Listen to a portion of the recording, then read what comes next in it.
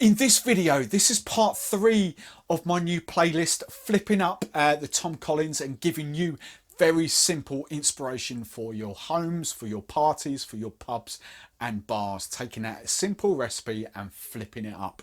This video is the peppered mango Collins. The basic principles of the Tom Collins and how it's made and where it came from. I'll stick a link up there, or it'll be in the show notes as well, so you can go and check out. That's video 1 in this playlist. But as I say, as this playlist goes on, it's just very simple Ginspiration. How do we like that?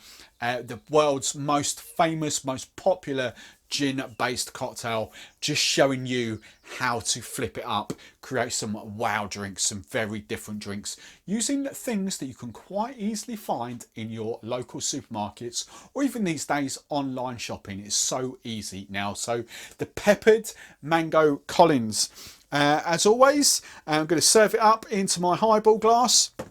And I'm going to make it in my cocktail shaker. Now for this Collins, no rhyme or reason, but I am going to use Bombay Sapphire. Again, I'm going for a plain gin. If you want to flip it up and do whatever with crazy gins, it's up to you. Different brand of plain gin, absolutely fine. But I'm going Bombay Sapphire and I'm going 50ml.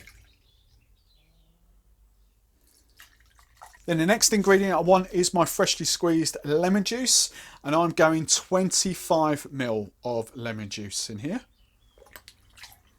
Now the third ingredient, this is where we get our mango from. Now you could flip this up, you could use mango juice in there as well, but if you can spot over my shoulder, I've got some mango puree, and these purees have got sugar in them as well, so it's kind of a mix of that and mango puree. Now I'm going slightly different ratio in there because it's a little bit of sugar and a little bit of fresh fruit, so I'm going 25ml of mango puree. And you can get these as links to my online Amazon store in the show notes. You should be able to pick these up easy-ish now on Amazon. They're quite cheap. They're about tenner, long life, slightly less than 10 quid I should say. Long life, even once opened, okay, they'll keep for a few months. So mango puree.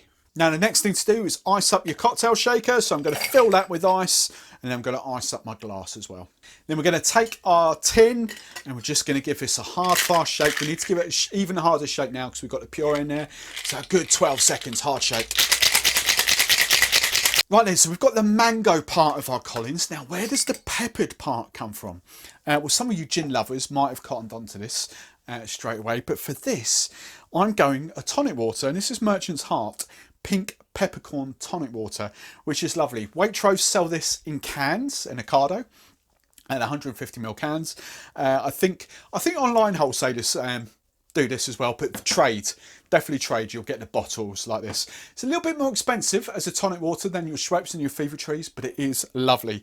So again, peppered tonic water, and I'm going 75ml, okay?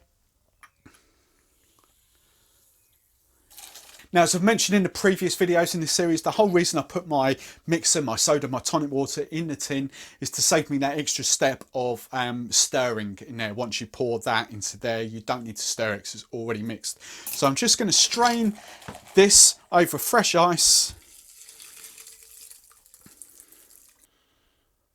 You can already see the vibrant colour coming through there.